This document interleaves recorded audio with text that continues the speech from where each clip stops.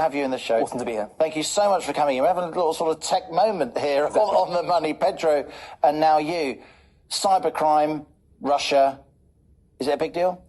I think in the past 2 weeks, you've seen how critical it has been. So, my advantage on the front line of being able to freeze assets for oligarchs, for Russian banks, and be able to prevent and detect all the criminality coming from North Korea, from South American mafias. And I think in the past 2 weeks, we're processing now 4,000 transactions a second.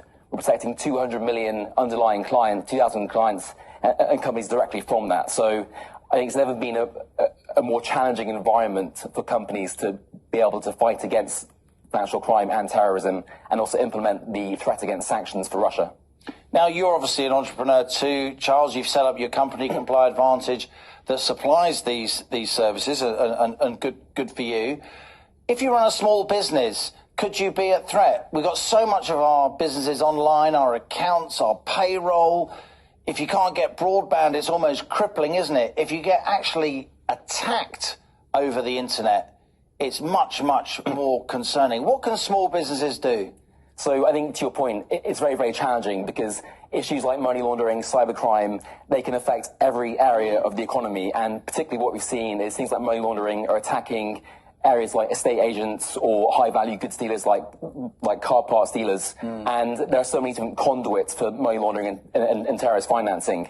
And so that means that every single company has to be aware of the risks and implement the appropriate measures to be able to counteract that. So it's a huge challenge for very large companies and small companies alike. The entrepreneurs we have here on the show, we like to get to know them a little bit. So how did you get into this space? Did you muck about with computers in your bedroom when you were a kid? Were you always going to be an entrepreneur? Have you surprised yourself by being an entrepreneur? This is my third company. Wow. My first one when I was 16. We've now raised 110 million for Comply Advantage. We've hired people all over the UK. We're now nearly 400 people. It's very impressive. We have teams in Manchester, in Scotland, in Northern Ireland, in Bristol, so all over the UK. And I don't think this company would be possible without the infrastructure and setup that we have here. And we now service 80 countries around the world. So we are a very global company based in the UK. We just heard from Pedro Torrecillas there.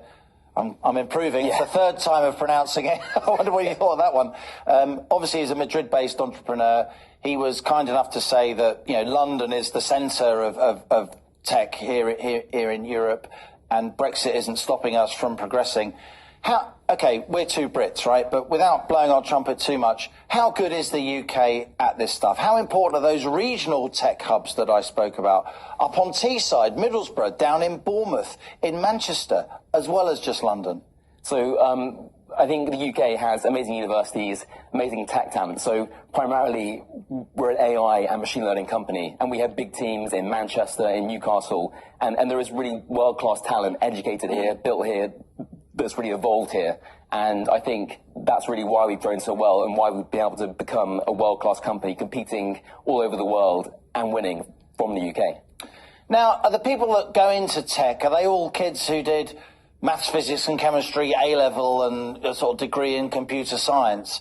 Or are there more artistic people who may be focused on economics or history or even English when they were at school? What kind of people do you end up working with? And what kind of a broader range of people do you look for when you're making big employment decisions? So what we're doing very heavily is investing in earlier talent. So we want people who are slightly more junior in their careers, but primarily what we want is people who have worked elsewhere. So perhaps they've been working for 5 years in Asda or Lidl and want a kind of big career change. And we'll take them, we'll be able to train them up. And we have enough senior talent with our 300 engineers now to be able to train them in new techniques and be able to really advance the technology. But primarily we want people who are clever, ambitious and determined. So there isn't really any prerequisite for kind of a cultural or academic background. I take my life into my hands. But you don't always want geeky people, if you know what I mean, by really sort of scientifically, mathematically focused people, or do you? So I think what we do is very, very complex. So it requires people who can communicate well, clearly understand, and it really is a team sport. So, and it's at the end understanding the underlying dynamics of money laundering, terrorist financing, Russian criminality, and then being able to apply that into technology, into code. And given the scale at which we operate, it really has to be people who can communicate well, think well.